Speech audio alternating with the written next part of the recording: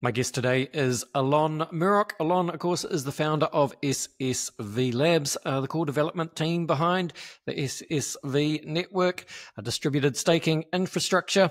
We'll talk about staking today and a few other things, I'm sure. Welcome to the show, Alon. Thank you for having me, Andy. A pleasure. Let's just quickly do what we do at the beginning of the show, Alon. For anyone who's not familiar with yourself, give us a little bit of background. A bit of personal and professional backstory. I guess, what have you been doing in the lead up to founding SSV Labs? Sure. So I've been in the space for quite a while, since 2013. I'm an engineer. I'm a developer. So I started with really diving into the code of Bitcoin back in the day, and then later on Ethereum. Developed my own wallet a decade ago, and then really co-founded the company about 8 years ago. We did a bunch of different things, but really the last 5 years were hyper-focused on kind of the infrastructure of Ethereum, which is in many ways staking, validation, and I think now kind of expanding even more than that to do a bunch of different other things. But really hyper-focused on the infrastructure side of Ethereum and how can we enable Ethereum to be what it is. Yeah, very well said, Alon. And look, it won't have escaped your attention that it's kind of an interesting time for crypto, but particularly for Ethereum. There's always a lot going on with Ethereum. I guess Ethereum has struggled a little bit, just almost under the weight of its own expectations, and maybe the narrative got a little bit more confusing for people outside the Ethereum ecosystem itself. So maybe just to set some context, Alon, you're deep in this stuff yourself. Would love to get kind of your thoughts on maybe where Ethereum is at the moment. I'm sure you won't pulling in any punches, and just give us the context, and then we can kind of talk about what you're doing to help. So maybe we should go back in time to 2014, 2015. So Ethereum really introduced the concept of contracts, right? It wasn't really available before that, and once it got introduced, Ethereum had obviously a significant lead in above everything else because it created something out of nothing. Contracts became the standard for what a blockchain is. A couple of years went by, and then those contracts introduced us tokenization. So really the peak of tokenization, or I don't know if the peak, but the peak of kind of the first phase of tokenization was in 2017 with the ICOs. And that was really due to the fact that Ethereum is a smart contract-based system, so you could create whatever you want. Once we created those tokens, we realized, okay, there's a lot of interesting things you can do with them, and so the DeFi kind of revolution came, peaked in, again, not peaked in terms of TVL and trading, but peaked in terms of kind of showing the world what it can do in around 2020, 2021. And again, Ethereum kind of invented that category into the world. It wasn't really in existence before that. But of course, as people saw that this thing is growing and becoming successful, it also created a lot of competition. And so we're seeing now the competitors to that. So those competitors have smart contracts. Those competitors have DeFi. Those competitors have tokenization and other things. And those competitors really decided to attack Ethereum on the point which is the least or the most difficult to explain, but also probably the most important, which is decentralization. So really without decentralization, blockchain, the entire space collapses onto itself, because decentralization is really the only factor that differentiates the blockchain from TradFi, for example. And so they've attacked Ethereum on that point exactly. And so we saw a bunch of different other blockchains creating a much more scalable version of Ethereum, obviously trading off with this meaningful decentralization properties. Ethereum didn't want to trade it off, and so Ethereum went into the roll-up centric roadmap for itself, basically meaning, look, we can't expand Ethereum to the point where it can facilitate all of the transactions in the world, because then we're compromising the kind of the ethos and core beliefs we have of what blockchain is. And so we kind of horizontally will scale Ethereum, right? So you can spin off your own Ethereum, which is settled on Ethereum itself, but the computation of it, the actual running of transactions is offloaded to whatever type of infrastructure you decide. That was great. We saw a huge increase in transaction volume. So for example, Base today probably has around 4x the amount of transactions Ethereum itself has. And of course, Base settles back to Ethereum.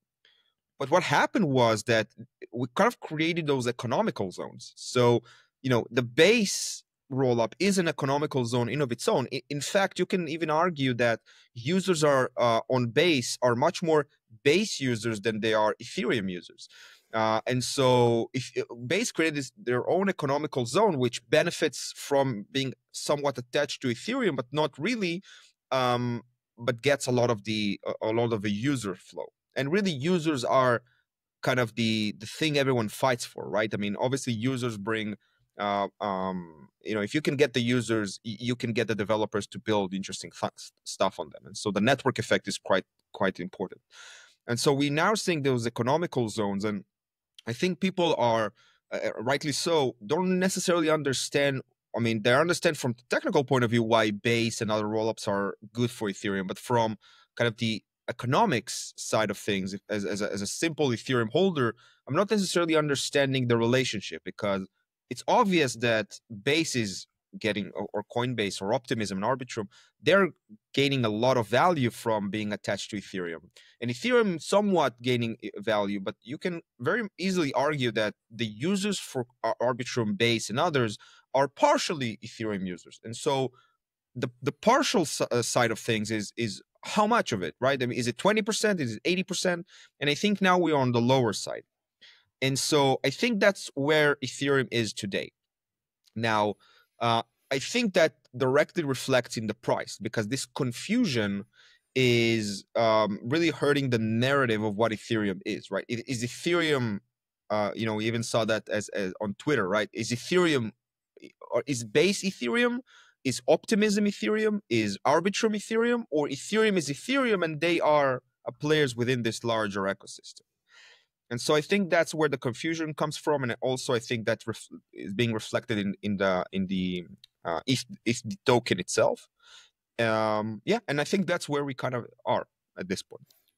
Yeah, look, that's very well articulated, Alon. And look, we can get to, obviously want to talk about staking and maybe, some of the different pathways forward. But and you can understand, I suppose, the confusion of people, that are outside the crypto ecosystem. It's just a lot for people to understand. And you're exactly right when you explain that, other chains, the way that you put it in terms of they've attacked Ethereum's decentralization by effectively bypassing decentralization themselves to ensure that, the speed and so on can be optimized. But at what cost? And really, there's Bitcoin and Ethereum.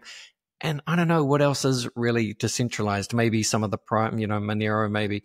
But look, let's not get sidetracked. I guess one of the ways that you're looking at, making a meaningful change now is what's called, it's like based applications, right? Which is kind of confusing. We've just been talking about base, but I love the name based applications. So however you want to tackle this, Alon, what is the promise and potential? What are based applications? It's actually super simple. So it's distilling what Ethereum is today. Ethereum today is the set of its validators and token holders that are together coming to a consensus on some kind of a state. That's really what it is, nothing more. If you try to detach one of those things, either the validator set or the ETH token holders, you break Ethereum.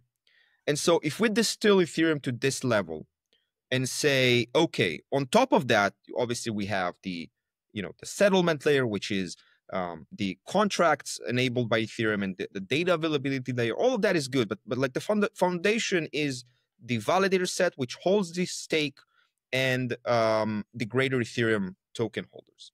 From that, we said, okay, those two components can actually do much more than they do today. One, because they are highly skilled, highly decentralized, and probably the best and most amazing validator set the world has ever created. And second, because Ethereum itself is not just Ethereum itself. Ethereum itself evolves in a bunch of different things.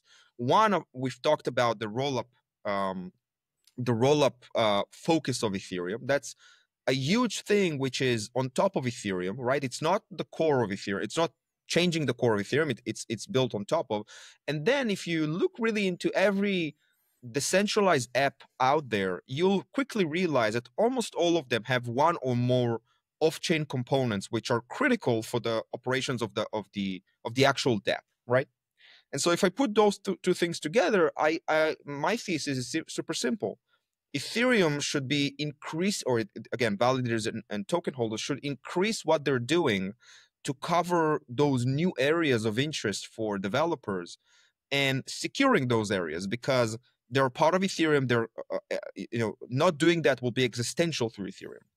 And so based applications are really this connective tissue. They are enabling validators on Ethereum, which are ultimately just Ethereum holders deciding to lock their tokens, to extend what they do to other types of applications which are not strictly securing Ethereum, and then earning extra rewards. And so you're basically creating this, on the one hand, expanding what Ethereum validators are to the areas which are built on top of Ethereum, securing those areas, making them much more closer coupled to Ethereum back, which is important, and also driving back value down to the ETH holders which run validators.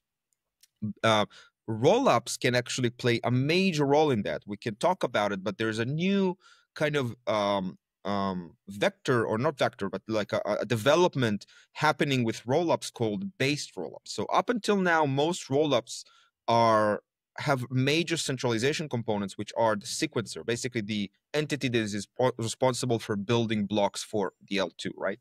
And that's why they are kind of attached to Ethereum, but not really, because, for example, if you take Base, the biggest rollup we have, the sequencer is Coinbase itself.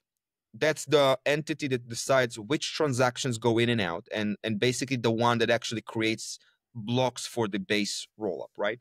And it only uses Ethereum as the settlement layer. And so obviously the sequencing part is really important, because that's the heart of a rollup. That's really the rollup itself. But with based rollups, all of a sudden, the sequencer becomes the actual L1 Ethereum validator sequencing rollups. And so imagine kind of how we flip the entire thesis of rollups to on its head, because now if the validators of Ethereum also can sequence other rollups built on top of Ethereum, then those rollups are Ethereum, in fact, because the validators are the ones managing those rollups, right? And so if they're part of Ethereum, they're driving back value to Ethereum, and users on those rollups are really Ethereum users. And the rewards and value and transaction fees generated on those rollups go back to validators of Ethereum, which are ultimately Ethereum holders, right? And so based rollups are an amazing example of a based application. Based application, again, going back, is the idea that Ethereum validators can do more than just secure Ethereum in various ways, right? It can be based rollups, it can be an oracle. It's just a validator set, right? Whatever you build on top of it, you can do. But based rollups, because we're so focused on the rollup-centric roadmap, and because the requirement for gas, not just on Ethereum, globally on the blockchain space, is growing quite rapidly every year, 100%, 200% a year, then it's very important to understand where the gas consumption goes. Is it going to Solana? Is it going to Coinbase? Or is it going back to Ethereum validators? And so based rollups are really interesting. And actually based rollups have superpowers which regular rollups don't, which is composability.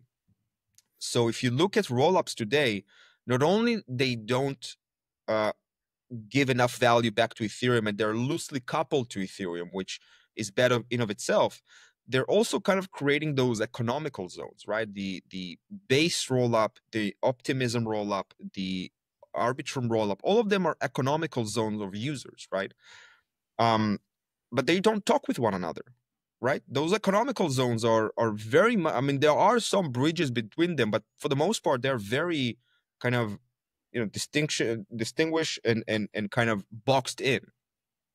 But with based rollups, you can have economical zones including multiple rollups and create composability between them. Think of it like nation states and unions, right? So you have the EU, for example, right? Or you have the US. Um, in them, you have this distinct areas which are states or nations, but they've decided to collaborate in a way which created those free economic zones between those distinct entities, right? So obviously in the US, you know, there's no really difference between having a company in state number one and serving users in state number two, even though those states have, you know, autonomy in some aspects, right? Because the economical zone called the US has removed a lot of those friction points and walled gardens, right? The same goes with the EU. So think about based rollups similarly. Currently you have rollups which are nation states, but they don't play along with anyone else unless you know, build some kind of a bridge, but that's up to you. It's not baked into the system. Now think of based rollups. Not only that they drive value back to Ethereum validators, they also can create those economical zones between them and have perfectly synchronous and composable transactions between them. Basically, you can interact with any other rollup within the zone in one transaction atomically, meaning that you either do that or don't, but it's not half-baked.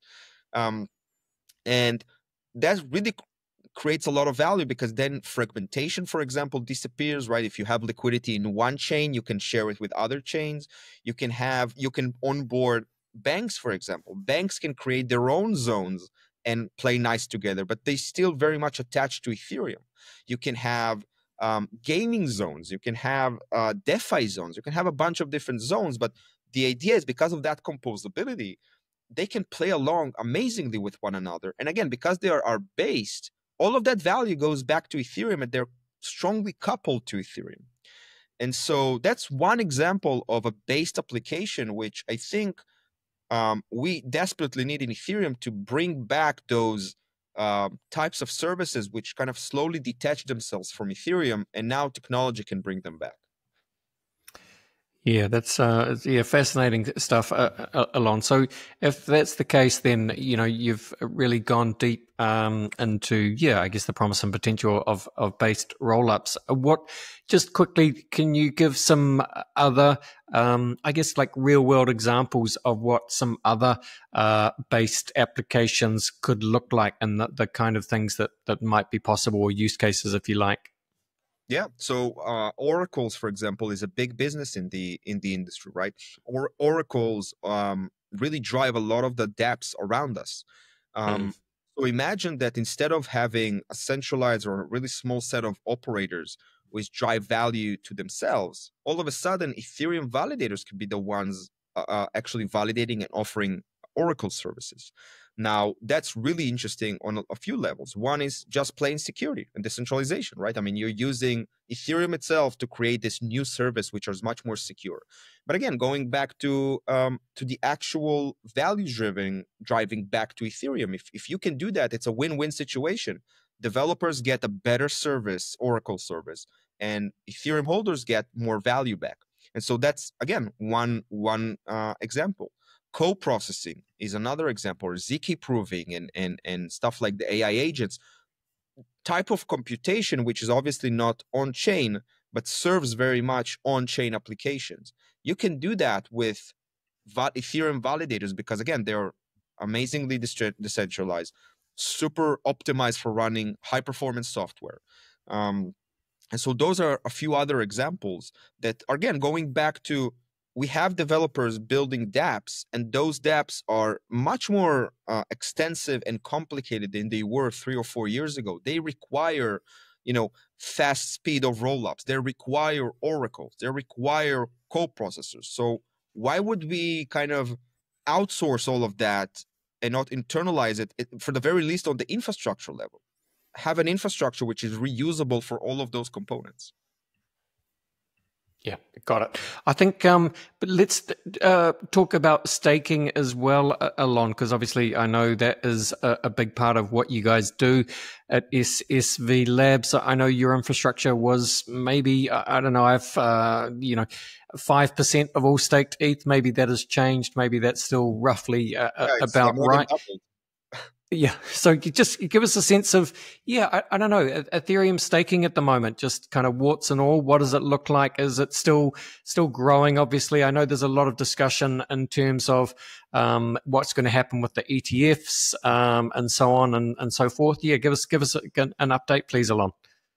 So I think Ethereum staking, first of all, it's a massive industry, right? It's probably the biggest industry we have in terms of size. It is securing Ethereum itself. So everything on top of it is secured by staking itself. But staking on Ethereum has this property where the more stakers you have, the less returns or rewards you have as a validator. And that's good because obviously you don't want to inflate Ethereum forever. I think now with this property in mind, I think restaking is trying to reinvent itself. So one is restaking, right? Restaking was, we got introduced to it a couple of years ago. The idea that you can repurpose your validator. Based applications, by the way, do the same thing. Then we going into the world of base applications and base rollups. I think it's another type of vector which can drive more value back to stakers and increase the amount of stake. And now we're seeing institutional adoption and recognition that staking has some really interesting things. So I don't know if you saw that yesterday, Consensus and with other partners basically bought up a NASDAQ listed company and want to kind of turn it into the micro strategy for Ethereum. Yeah, I did see that. And one of their I think interesting pitches is that whatever amount of ETH they buy, they can stake. And so unlike Bitcoin, for example, which only has the market value it has, Ethereum MicroStrategy, right, will have that, but also producing 3 to 3.5% a year in Ethereum returns. And that's a really interesting value prop, right? But again, it goes back to the value of Ethereum and what Ethereum is. And I think that if we are smart enough to build more value driving back to Ethereum or basically value engines back to ETH the token, then companies like the Ethereum MicroStrategy and other institutions would want to hold ETH because of its dual properties. One is obviously the value it has, but two is the actual economics behind it of staking or producing extra rewards just by having Ethereum. So that's really interesting. I think that changes, obviously slowly, but changes what staking is. We're kind of moving away from just Ethereum security to maybe a bigger component in Ethereum's growth. Yeah, fascinating. I mean, if your Consensus can pull that off and kind of follow that MicroStrategy playbook, it's like, the infinite money glitch plus staking yield, right? Which, as you've said, is quite a it's an attractive proposition. You can see how that could work. Look, as we start to finish up this part of the podcast, then Alon, I know it's always big picture stuff with Ethereum, but what is what do you see happening next in terms of, we talked about that narrative struggle, if you like. How does that actually get fixed? And, how do we get more users to kind of return, to DeFi, just to various parts of the Ethereum ecosystem? I know it's kind of existential stuff, but just thoughts on the roadmap from here. I think the narrative of Ethereum needs to be homed in, if you will, right? We can't focus on the world computer anymore. Everyone is a world computer. Solana is a world computer. We can't focus on decentralization in of itself because it's very hard to explain.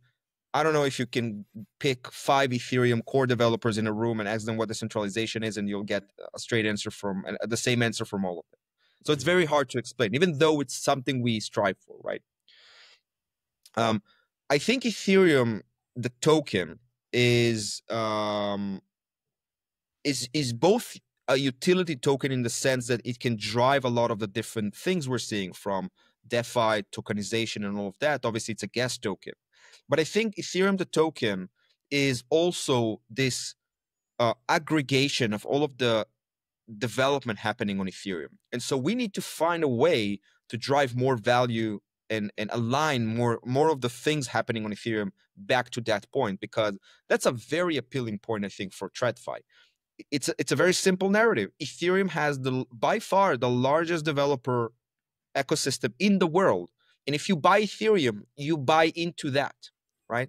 You buy into the next WorldCoin because WorldCoin is building on Ethereum. You're buying into the next Coinbase because Coinbase is building on Ethereum, right? You're buying into the next Sony because Sony is building on Ethereum. So and you're buying into the next banking because banks are moving into crypto as well with RWAs, stable coins, and potentially later on other things. But in order to have that connection, you need to facilitate that connection. You need to explain and create the paths to actually drive value to Ethereum from those types of things.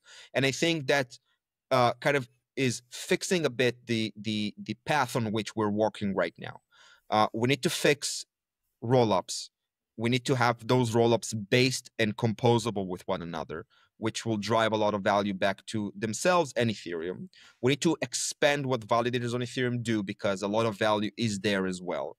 And if we can have that, we can have a really strong narrative for Wall Street, basically saying Ethereum is the index of everything which is built on top of, which is amazing. Like if you believe in crypto, buy Ethereum because Ethereum is the index for everything that is built on Ethereum, on crypto in general, because Ethereum is the most scalable, the biggest developer ecosystem in the world, the most innovative, the most cutting edge. So just buy Ethereum because of those reasons. And so in my personal opinion, that should be the narrative. I like it. I like it. Hard to argue with that. All right. Well, Alon, just please explain for people that want to dig into what you guys do at SSV Labs, and of course, the SSV network, or as you call it now, the Based Applications Protocol. I enjoy that.